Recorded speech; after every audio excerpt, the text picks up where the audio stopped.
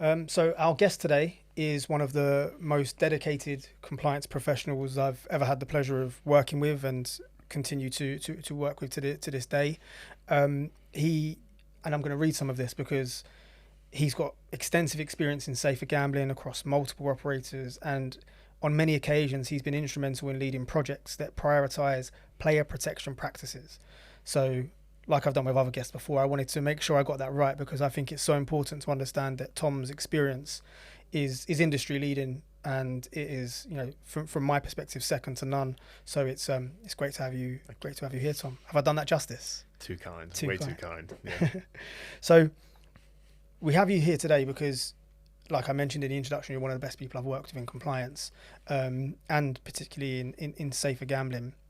And we wanted to talk to you about the role that you have in compliance, and more importantly, how you've continuously been able to embed a good culture within companies, how you've done that, the challenge you've had to overcome. And the aim of it was really that people listening who are in similar circumstances, similar roles, will get some take some learning from it. Mm-hmm. So that was the theme behind it. Okay. And it leads me on to the first question that I'd written down that I wanted to ask you, is that when it comes to establishing cultures and building trust in a company, you've done it really, really well on many occasions. Mm-hmm. How do you do it? Well, I don't think there's a short or definitive answer, actually. It's something I continue to struggle with, and I'm always finding new ways to do. But I think that the easiest way I can explain is that it's always a conscious effort to be doing that in everything that I do. The little things through to the big things as well. I'm trying to relate everything back to how that helps the business and how that helps the employees in the business, so personal goals, company goals, everything back to one. So that's from analysts right at the bottom through to the founders, the CEOs, the board right up at the top, and how it benefits them and everyone in between. So you mentioned about like working with other teams, but have you got this wrong before? Have you learned from mistakes, or is this things that you've learned because it's always somehow managed to fall together? Always getting things wrong, always learning. Yeah. Yeah. What would be, if I had to say, ask you to give me like a mistake that you've made that was a really good learning experience in building future trust in a company? I think the best, to categorize the mistake, it was a commercial mistake ultimately that led to a lot of negative impact for the business that I was working with. And in hindsight, it's something I could have predicted. Not taking 100% of the blame. There were others in that business that could have predicted that as well. But I came up with that process. I'm responsible for it. So I, from a personal level, feel responsible. And the learning from that was that I was given a lot of free rein. And from a solely compliance background with limited exposure to commercial teams, I came at it with 100% compliance, and it was too much. What was it? Was the fallout purely commercial, or did it damage like the trust and relationships that you had with other departments? It's both. I think when I refer to commercial, I include the relationships and the trust within that as part of that. Don't get me wrong, for customers and for the regulator, amazing. They'd never seen anything as good in their lives, and of course they hadn't, because why would you be so brave as to do something like that? So stupid. Yeah, exactly. Yeah, brave and stupid, hand in hand. So with the business, it sacrificed a lot of income and nearly killed that business. And also the relationships from that point forward, it became a case of, is this process 2.0? Are you going to do the same again? And it was hard to come back from. It's not something I'm particularly proud of, but I moved on from that business shortly after this procedure was live. So I didn't really stick around to help that business move on from it and develop, but immediately took that feedback on board for my next operator, where I moved to with a different role. And by the time I put that process back in place with a different operator, all of these different considerations, and I'd learned from it massively. You crashed the car and then ran off. Yeah, I found another car and drove it better. Yeah, it's good that you mentioned trust and the fact you're transparent about it as well. That's really good. And trust and compliance can sometimes feel at odds. So how do you balance the role of being the enforcer, so to speak, with building good collaborative arrangements with other departments? Yeah, so I see my role less as enforcer, which is something I've been saying a lot recently, and more as a facilitator. That's not my choice of words, by the way. Yeah. I was using it from like a company perspective. Of course, yeah. But that's a stigma that Yeah. I looked actively to remove. I don't want people to look at me as the red tape man, the Mr. No, or Dr. No, actually, if you want to go down the James Bond route. But no, I'm the facilitator.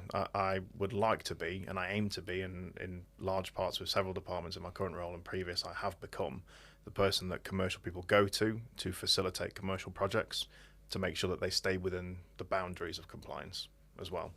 I think they respect as well that I will only tell them no when it has to be a no, when there is no yes that it can be. And I'm always quite straightforward and blunt with my feedback to people as well. So I asked you now about a mistake. Yeah. Has there been a moment in your role, or in any of your roles, where you thought, yeah, this is why I love what I do?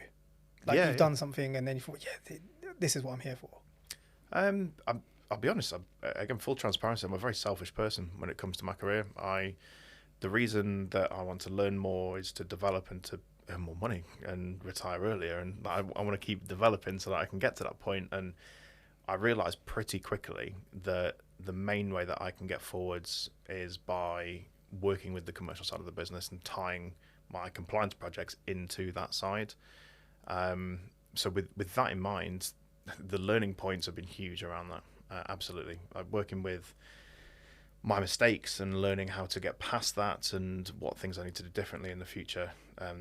There's been loads. And I think I forgot the question a little there. If you could just remind me. Like a moment where you thought, yeah, this is why I love my job. Oh, that was it, of course. Yeah. So with all the learning points, and I think when that finally clicked, one of the first things I did was suggest this compliance commercial monthly meeting. And the first meeting that we had, commercial came up with this crazy idea, and I'm like, oh, God, how do I even respond to that? And I came in honestly and bluntly and said, that's just not going to work. There isn't really anything that we can do with that. That's very 2010 and this kind of stuff.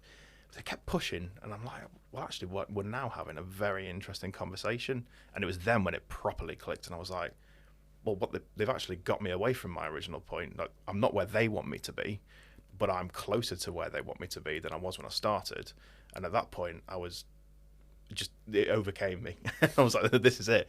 This is the approach. And from that point forwards, everything that I want to do goes through commercial. 100% has to.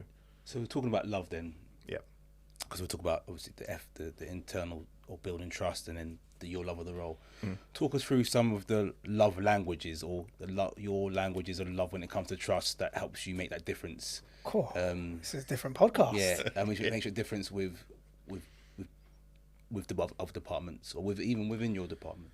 I mean, you have your classic thing. I think to earn favour and trust, you've got to learn. I mean, some of those love languages, are the jargons that different departments use. So, learning what your acronyms stand for and buzz terms like churn and things like this that you might use in commercial departments, so you fit in. First of all, it immediately buys some trust when you sound like you know what you're on about for a start. But wider than that, it's largely a reactive thing. So I speak differently, and I don't mean this from a sociopathic perspective, but every single person in the business I have a different conversation with, and I speak differently with, even down to whether or not this is a good or a bad thing, I don't know, but it's worked for me. There's one person I currently work with who is the poshest person I've ever met. Like 10 out of 10 Queen's English, the lot. And I'm quite a common-spoken gentleman. I hadn't noticed. When I speak to them, I just naturally come across a lot more posh, and I enunciate a lot more. You've got to give us an example now. It's a little more like this. And yes, no, I understand.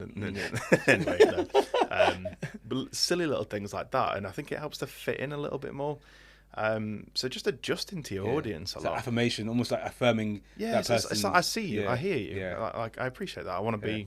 Yeah, you know what, I love that honesty, because everybody does that. Yeah, I'm not taking away from the fact that you do it well, but it's like, you know, we all have I used to laugh when I was younger at my mum, because my mum used to, like, she'd be 1 minute shouting at us, you know, telling us off for something. Then she'd get on the phone to someone, so you'd be like, Alex, you haven't tidied your room. She got the phone. Oh, hello, yeah, it's Mr. Henderson speaking. Yeah. And I remember as a kid thinking, yeah, you're an idiot. Why are you doing that? And now it's reached a point in my life where, you know, I talk a certain way similar to you, but I'll go to speak to somebody else and I'll be like, right, professional Alex has to Yeah, speak yeah. now. Don't be so common. Don't be so cockney, so to speak, and speak proper.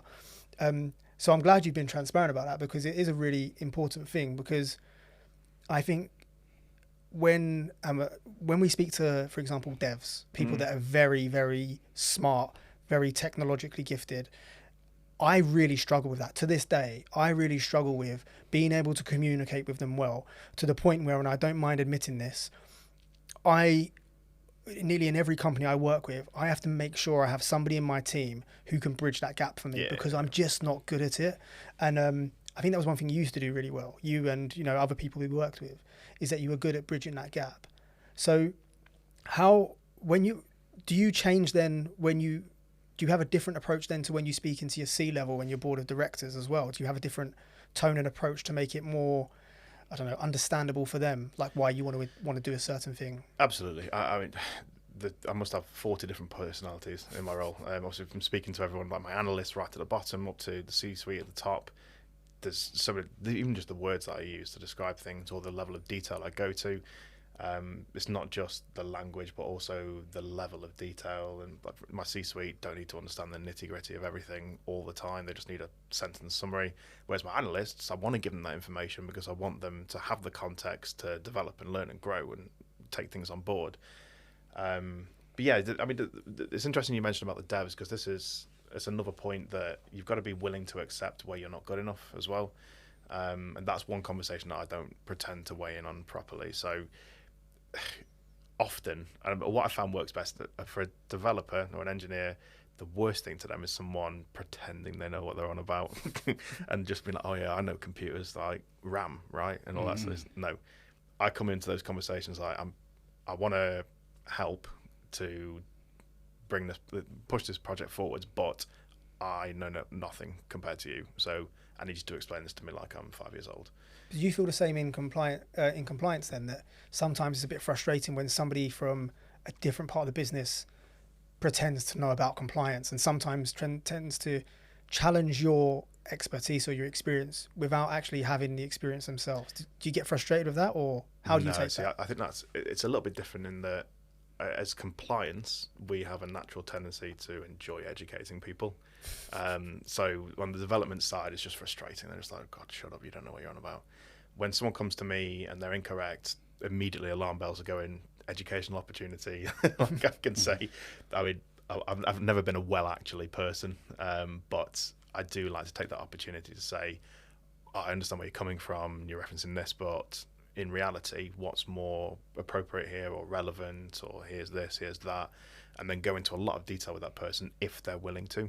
And I do caveat with that if they're willing to, because not everyone is happy to learn or has the time to learn or needs to learn. So I do always encourage people to tell me to shut up if I'm going into too much detail. So we talk about building trust, right? Because Yeah. that's really important. And so you mentioned something which is, I guess, is transparency, which is you telling the developers that actually transparency here, I don't have a clue. What other kind of non-verbal cues then do you use, like transparency, to help you build trust within the business? Non-verbal, as in like dancing. So so you mentioned transparency. There's like, I guess, offering support, affirmations, acknowledgements, recognitions. I don't know, stuff like it's like non-verbal. I've got the image of Tom breakdancing Yeah. into a meeting room now with CEOs. Like even Never again. an example you mentioned, like aligning yourself to the character of the person you're speaking to. Even that's more verbal because you just went posh, but that's typically a non-verbal cue. Yeah. I won't messing, don't worry. But yeah, it's just constant, and there's always something new that I haven't considered before. But it's letting people inform you on how they want to be treated, largely, particularly with my analysts at the bottom, a lot of which are from foreign countries where the culture is incredibly different to what we have in this country. Specifically for you, though, what's been the most impactful in helping you build trust? It would be hard to put it down to a single thing, to be honest, but just treating people as people probably would be the most important thing. What does that mean? What does that look like? Well, it's very easy to put people into a box or a mold, and you want everyone to be working to the same consistency when that's just not human nature. Everyone works differently. So understanding how an individual works or wants to work or works best and how you get the most out of that person is always the best starting point, and then you work backwards from there, of course. So would that be you saying treating someone like a human first rather than like a friend rather than an employee? Resource? Yeah. Okay. So if someone was joining your team now with no experience, what advice or education would you give them right at the start? What would be the starting point? That's a tough one. So it's actually been a bit of a sense check here, because it's been a while since I've done any inductions at that level, and I do try and keep in touch with the analysts when they come in, but not from that point. But the conversations that I have with them usually is that I've always got time to educate people on share what I've learned, but I also make a point of saying you've got to make your own mistakes. So I could tell you what I've learned from my mistakes, but a lot of the learnings that I've had have been most impactful when it's me that's made that mistake. So yeah. Remind me, what's your role now? I'm responsible for the entire civic gambling department. Okay. So then how is your role in terms of as an educator, as a mentor, changed from when you were, say, leading like a team of 2 or 3 people? How has your role changed? Hugely. My role now is, I use a term that I hate, but I'm kind of inspiring the department to educate itself, and I trickle that down through my team leaders. So I regularly have conversations with them, and there's a lot of, another buzz phrase, but teaching a man to fish. So rather than just doing things for them or showing them what it is that needs to be done, it's why you do this, it's how you do this well, and everything else. So I put a lot of effort into educating them to beyond what I believe to be like my level of understanding, and building them up so that obviously naturally they can progress down the line. But what that also means is when someone asks them that question, they have the exact same context that I would, and the experience as well. So it does trickle down, and I've seen that come through in the work that my analysts have been doing as well, which obviously ultimately praise. So on that point then, with the teams that you manage, and you mentioned that some of them are in foreign countries, and with so many companies doing remote working or hybrid working, a lot of the things that you get back from leaders or managers is it's harder to train people, it's harder to manage people because they're remote or they're in another country. How are you bridging that gap? How are you, because I believe you do remote working or at least hybrid. How do you bridge that gap then in making sure that the guys, the people that you manage who are overseas, who you don't get to see in an office day to day, are getting the same level of leadership and mentorship as the guys that you might sit with in an office day to day? Give us some cheat codes. Make it like a snap, like bullet points, cheat codes of like actually how you achieve that. To be honest, I'm still learning here. So previously in my last role, we had an office which was abroad, and I used to go regularly to visit those analysts, and I felt that was enough human contact with them to have that good relationship between us. And define regularly in that context. Like how often were you going? At least once a month. Okay. Yeah, or so. Occasionally once every other month, but 10 out of 12. So. Yeah. Now currently we are full remote and abroad. So these guys work from home in another country, and the divide has been more difficult than anything I've ever dealt with before. We are looking at options such as getting an office, for instance, in that country, so that we can bring them together. But it's incredibly hard, and to be honest, I'm not the expert on that, and I still haven't found something that works properly. I'm still learning, definitely. So you've done really well in terms of building trust from my experience working with you and experiences seeing you working in other organisations. What about cheat codes then to building trust in those organisations that you've worked in? I really, I don't like the term cheat code in general. Yeah. I don't think there's generally in life not that many things that there's a true cheat, right? There's always a drawback or something that you have to sacrifice, and particularly when you're working with people, I don't like to cut corners, and there is no way to cheat a good relationship with an employee. But if there was to be a cheat code, again, it is remind yourself you're speaking to a human being and treat them as such, and make sure that you're catering as much as you possibly can to that human being in front of you. So you've had great career progression in terms of, the roles that you've had, the impact that you've had in companies, and the impact you've had, more importantly, on the people around you. Was there a defining moment that changed your career path, that changed your career trajectory? Mm-hmm. Absolutely. And again, this is something that I so everything that I've learned and everything that I've been successful with, I try and share with others in the hopes that they will go on a similar journey to me, because there's nothing that would make me more proud. And truly, against all of my procedural achievements and whatever else, the things I'm most proud of are the people that I've brought up with me, that I feel I've helped in some small way on their career. So in terms of what I've learned, like a defining moment, a decision that you made in your career where it changed your path, changed where you might have ended up. Yeah, so I mean, totally honestly, without blowing your trumpet too much, it from our time working together, it changed totally my perception of where my career was going. So it was a big learning point of that. So before I met you, my ceiling was very low, and I set it very low for myself unintentionally, and I was on quite a linear career progression. So before I worked with you, I was just an entry-level safer gambling, I think executive was the term, but just an entry-level analyst. My unattainable but currently unattainable but long-term realistic goal for my career was to be a team leader of that team.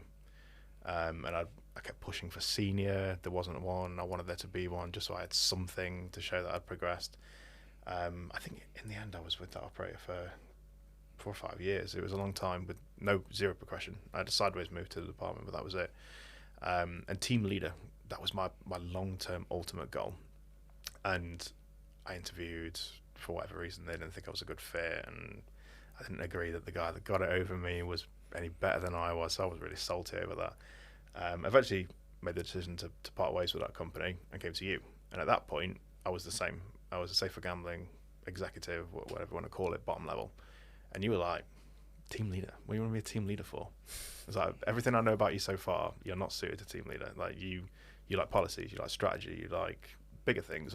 Like you should be aiming for this. And I was like, I had no idea that position existed. Like this is, no one's told me that was a thing, or even given me any reassurance that it's something I could work towards in the future. So you opened the door to many, many different opportunities, but not just that. You kicked me through that door and said, right, you're through the door, you're on it now. Like get to grips, see what you can do.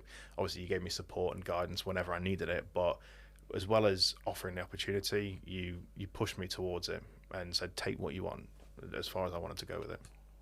Let's end it there. Yes. No, that's really nice. I mean, one thing I would say is that, thank you, that's nice to hear. But in terms of your ceiling changing and your objectives changing and where you wanted your career to go, for the reason I asked that question is because I think, and I've mentioned this so many times, I feel like I'm repeating myself, but I think safer gambling is one of the toughest roles that somebody can do in the gambling industry. And I worry that people will come into safer gambling, see how tough it is, and then be driven away from the industry altogether, and not continue a career in compliance and not set their goals high. So the reason I was asking that question is I wanted to see if there's something that maybe you now do with your guys to make sure that, we've mentioned burnout, we've mentioned being overwhelmed with the work.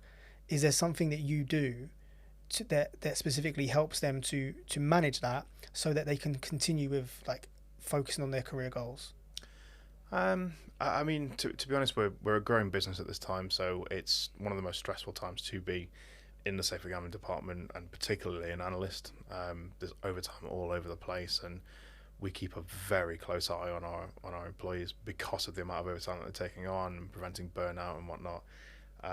Obviously, there's basic and simple things that we do, but I think we do a lot better and more regularly than others, which is team building exercises just sprinkled throughout the day. I mean, even recently we've had to reduce the amount of times we do that, and it killed me inside that once a week or a couple of times a week we have an hour between us where we do this online quiz and games and things like that, where we always end up having a good time. And I never used to enjoy those kind of things until I saw how good it was and how well I got to know my team through it and such.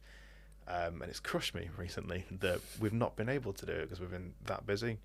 And I think that the team felt that as well. Like when I told them, I think they could kind of sense that I was really sad that I'm missing out. I would like to think that they know I truly genuinely like spending time with them and talking to them and learning about how the day is going, how they feel, and what they want to do in their career, and how I can help. But seeing how that's crushed you, and from the way you're saying it, it's clearly impacted them in a negative way. There's no way you can find a way of managing the workload and fitting this back in. So it's an incredibly temporary thing, which is something that I remind the team of constantly.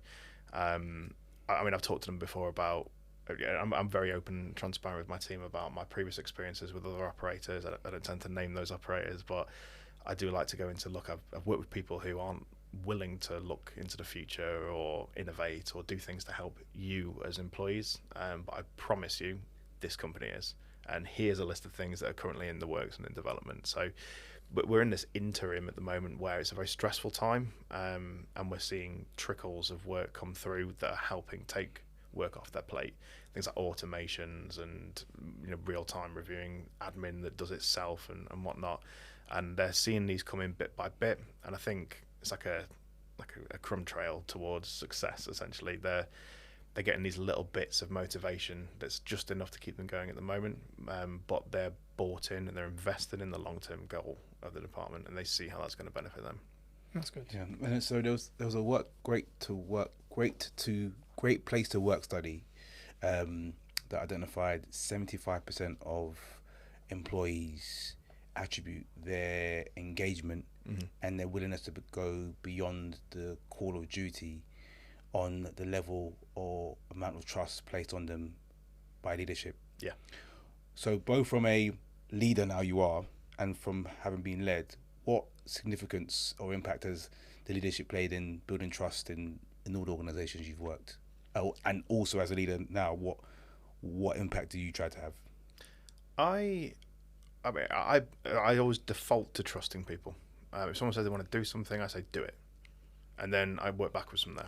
Always, if it doesn't go to plan, they're not going to set the place on fire or ruin everything, cost the company's license. They can't mess up that badly.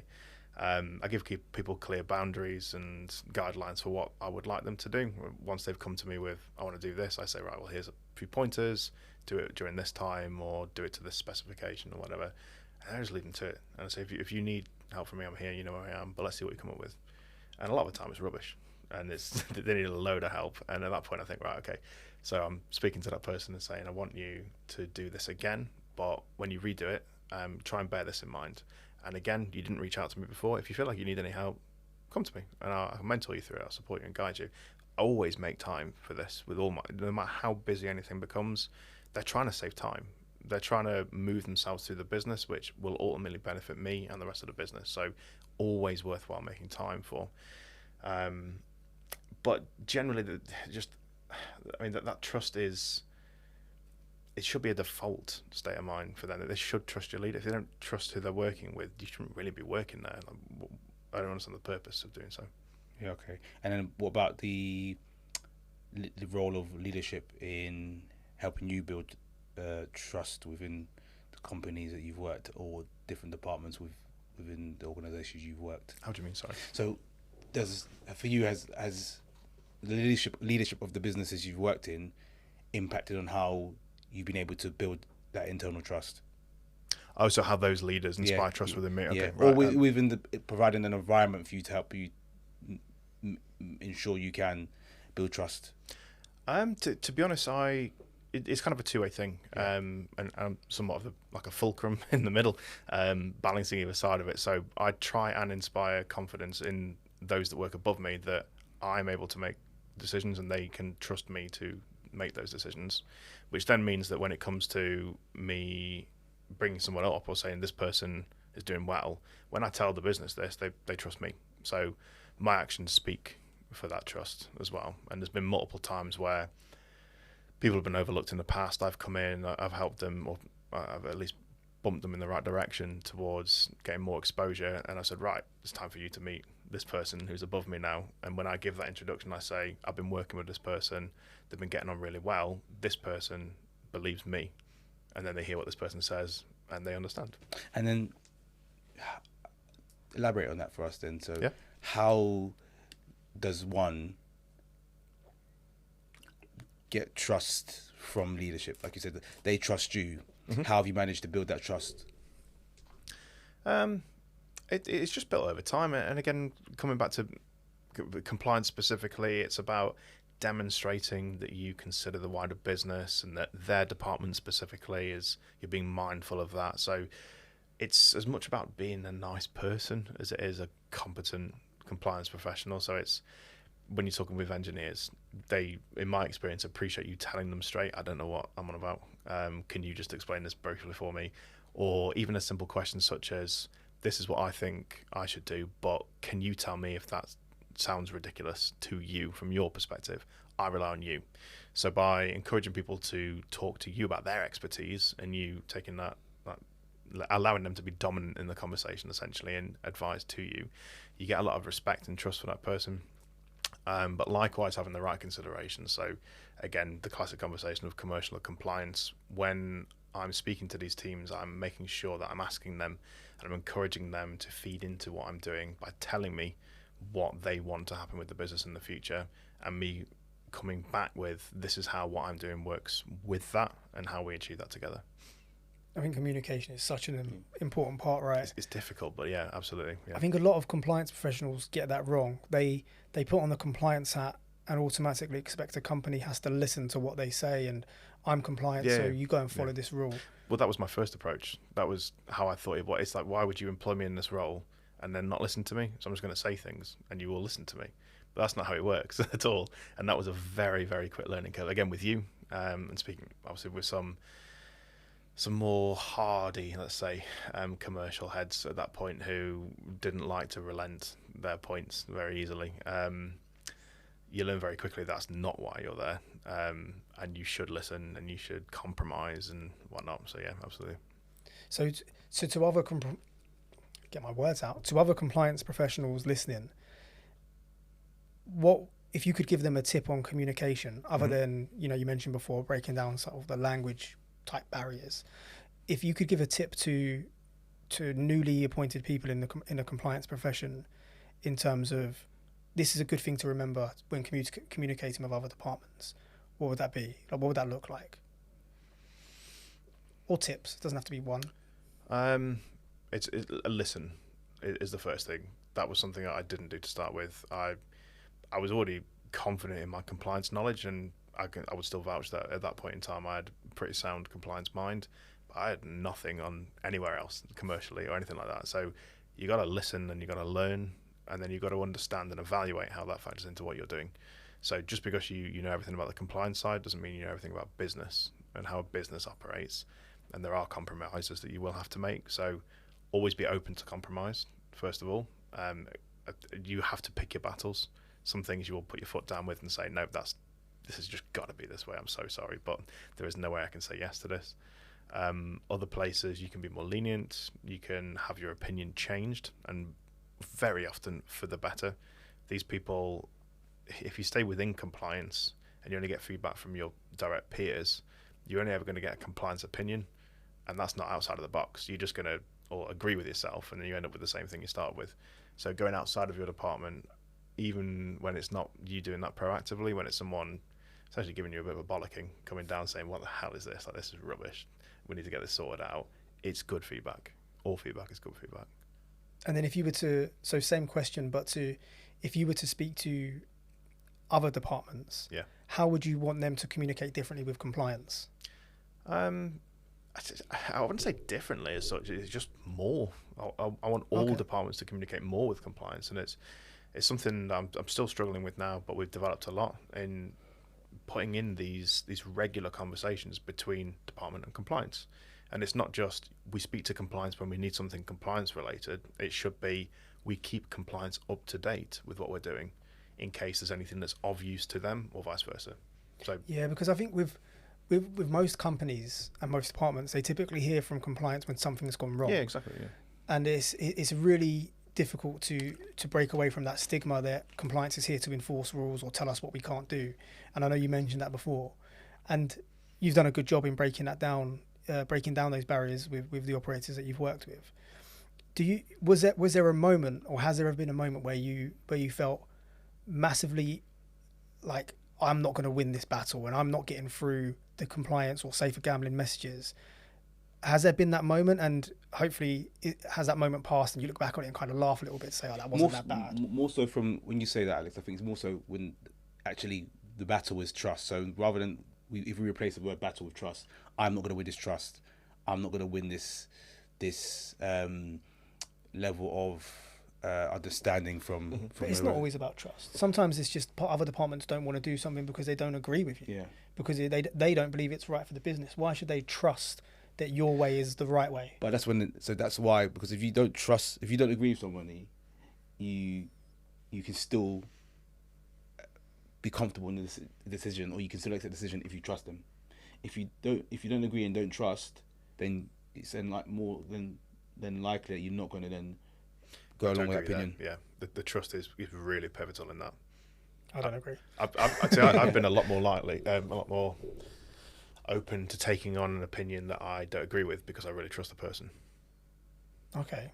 Massively. And to be honest, I surround myself with people that often, so there's a lot of people I know in the industry. I say a lot. There's a few people I know in the industry that I keep in regular contact with that often have different opinions to me, but I trust them as people. And I seek them out on certain things because I want to hear your opinion. What is again, sometimes when my commercial team maybe isn't that well versed on this specific part or whatever else, I'll go to them and get the opposite opinion, and it helps inform what decision I'm going to make. I trust them.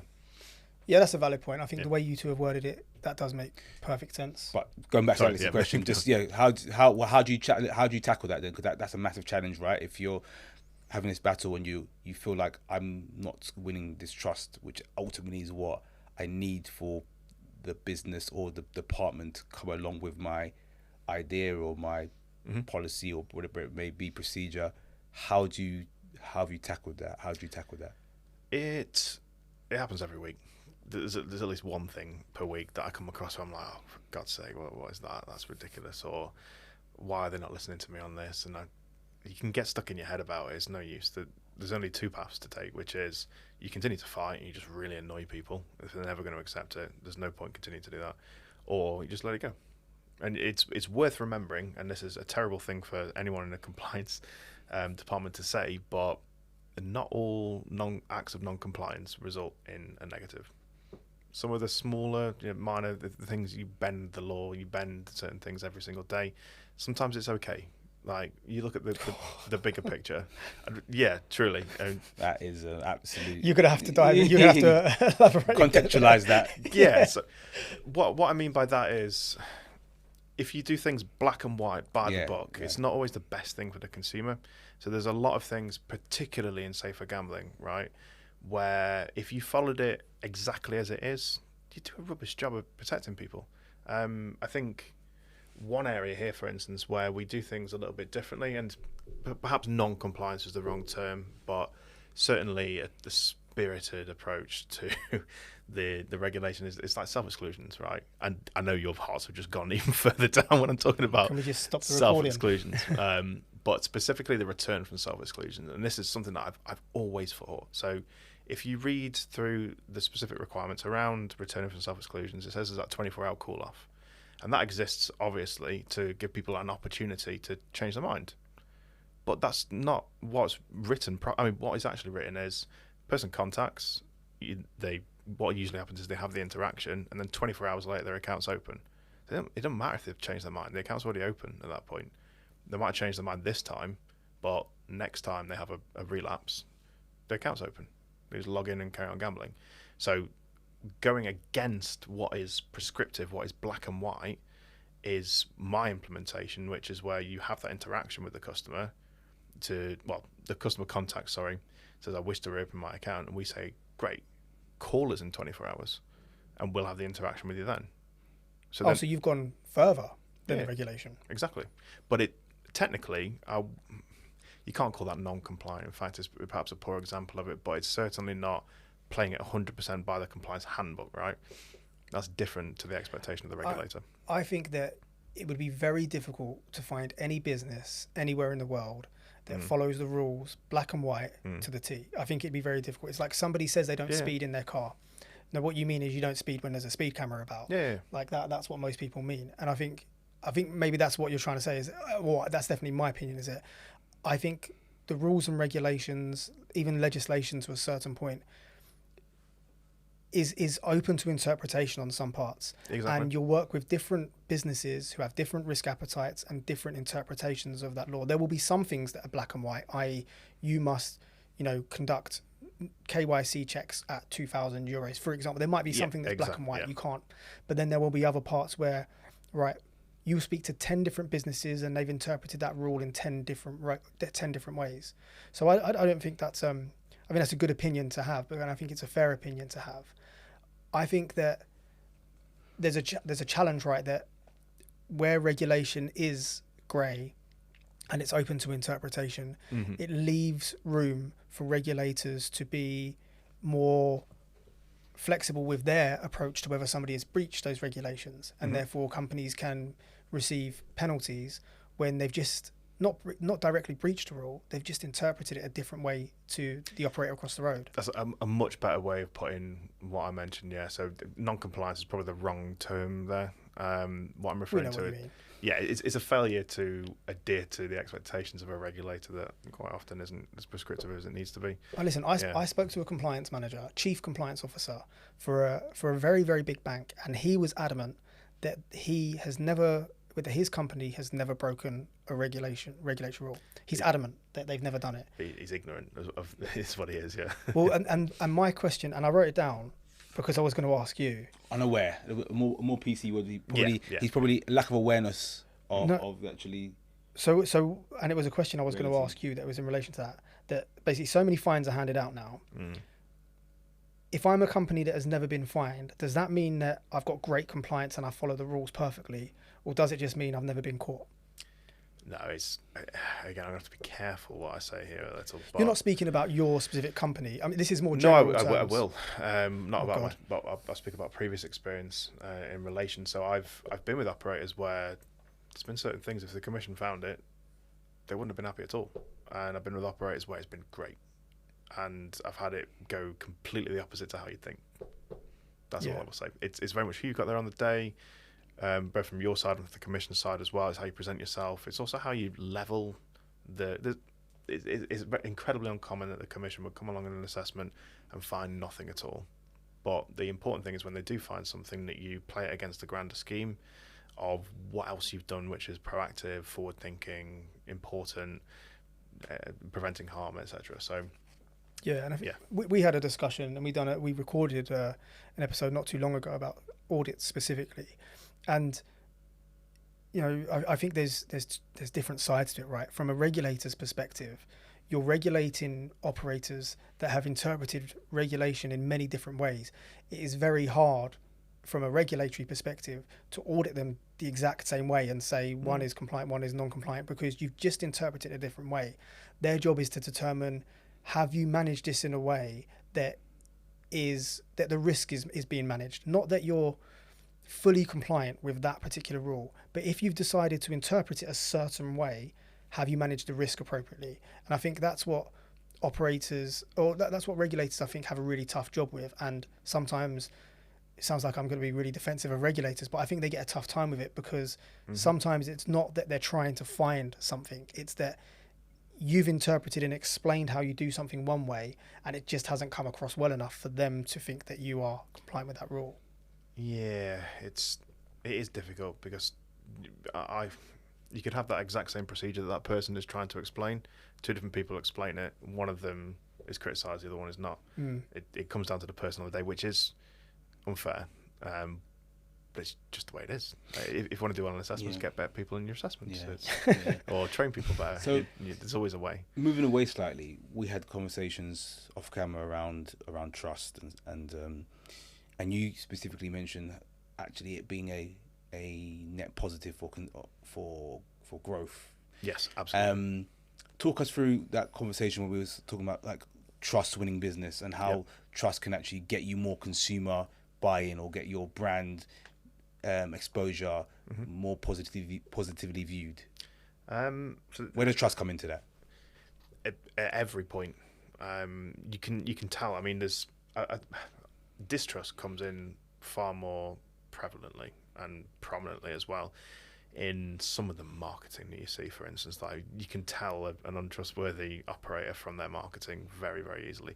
All over Facebook, and it's that nonsense, isn't it? So that's one way that it's incredibly obvious, but the trust is kind of hidden, and you can tell that in the way that an operator, first of all, presents its site. How does it look? How easy is it to get to the tools? And again, subconsciously, things like this, if you make it really difficult for them to access things that they know will restrict their activity, that person often does make the jump of like, well, of course they are. They're a gambling operator. Then it comes across very transparently. So, but if trust is so important, why do so many people gamble with black market operators? So, trust is important, but not to all consumers. Trust is not important to problem gamblers, really. At that point, they just want to get on. Well, say problem gamblers, compulsive gamblers, rather. Sorry. So, yeah, at risk and your minor problem gamblers. These people still want that element of trust with their operator. They want to know if they hit the big one that they're getting that withdrawal. It's not being taken off them. So things like Trustpilot is very important, and you'll see obviously that the majority of operators have very negative reviews because people tend to put those on when it's negative.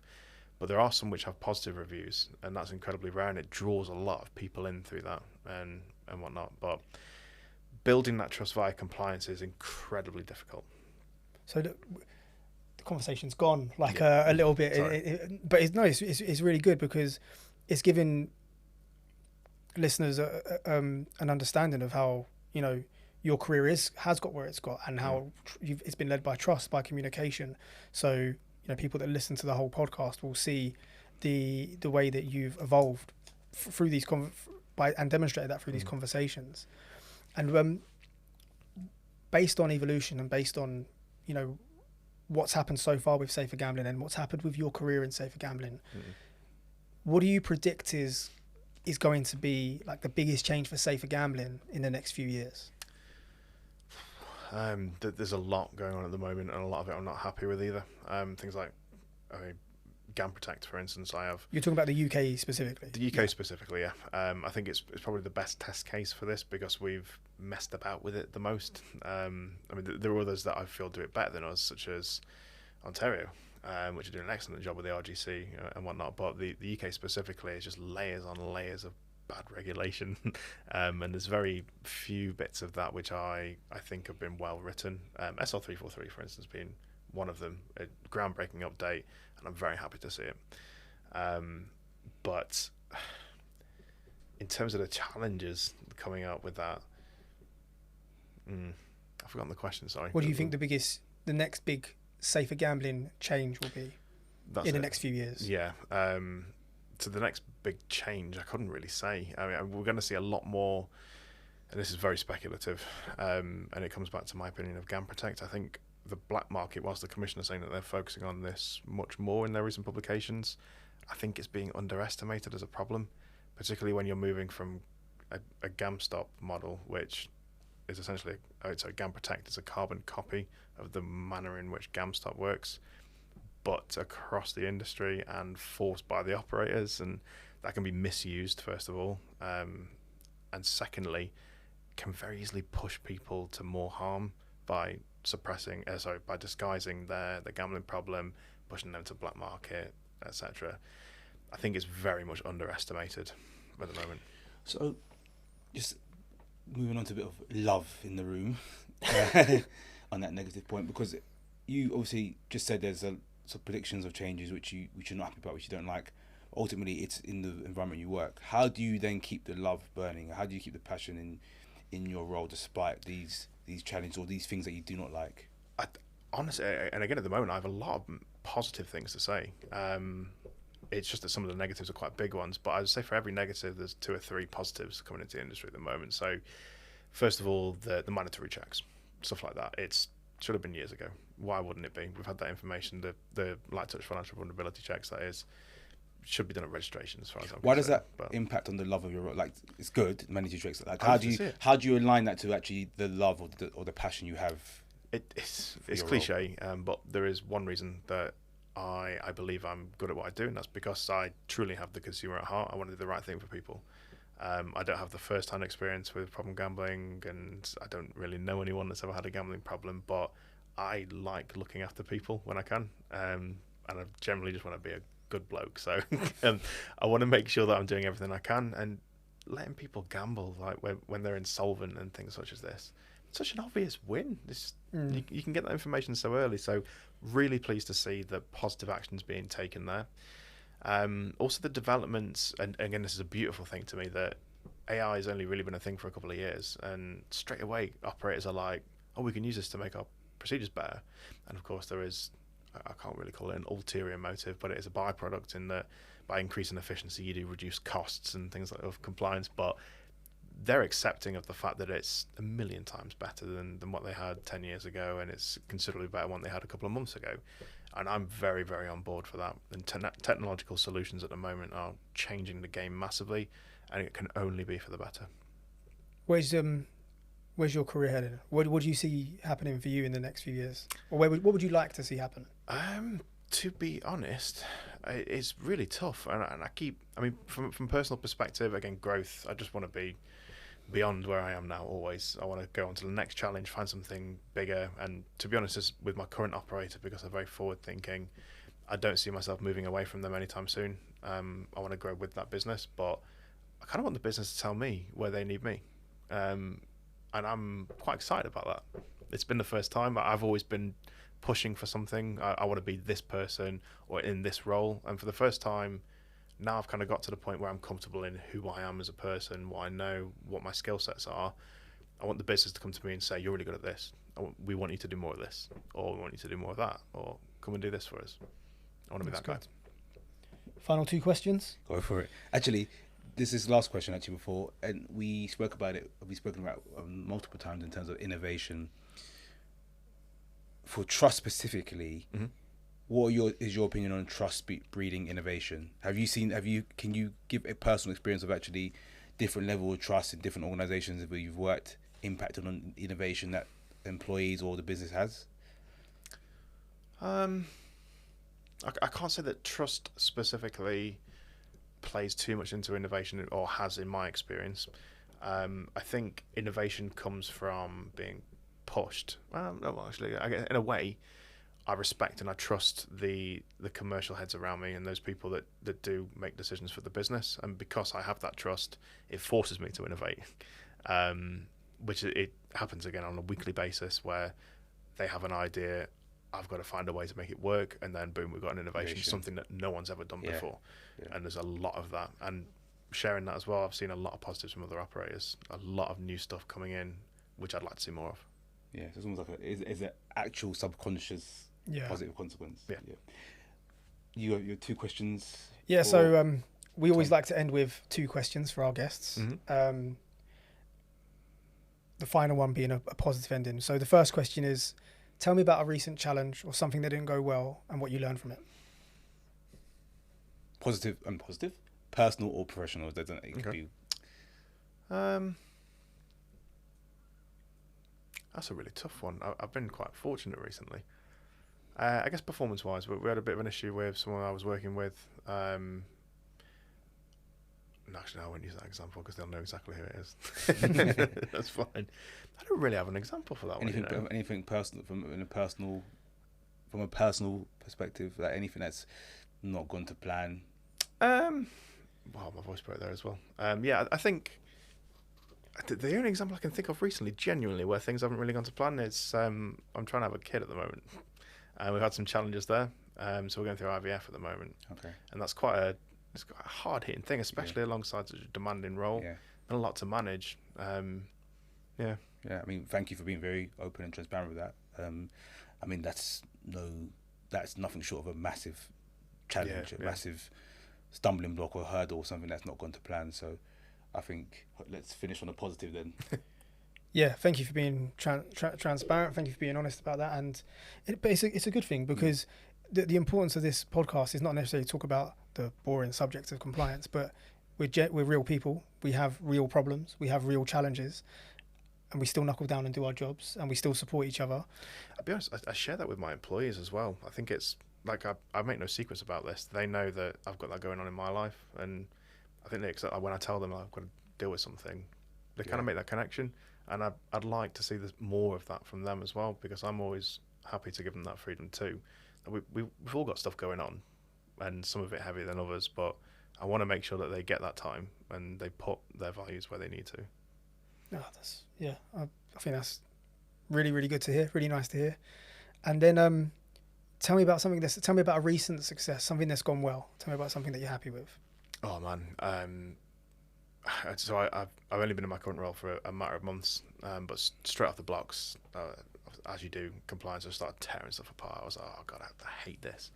This is just not good enough. I need to change this, start again. Then my head's starting going mental, and I'm like, so much to do, no time to do it, all this stuff.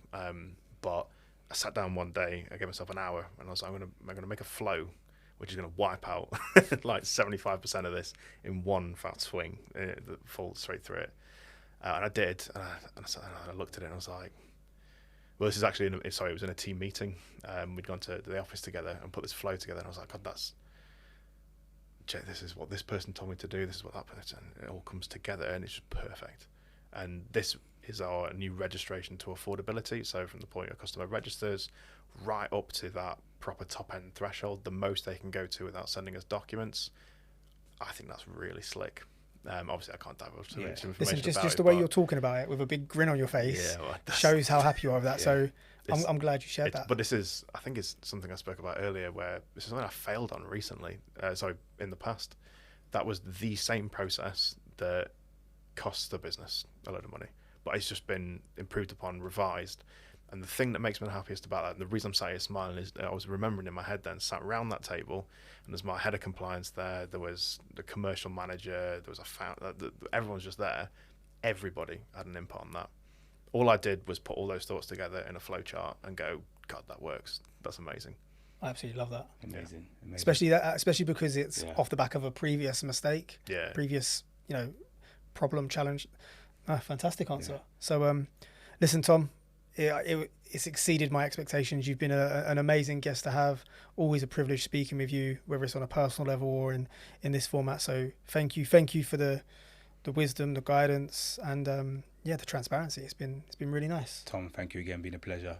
That's a wrap up now. So thank you guys again for listening, for watching. Continue to like, comment, subscribe, and share, and which will help us get this podcast to many, many more people. Thank you guys. Take care.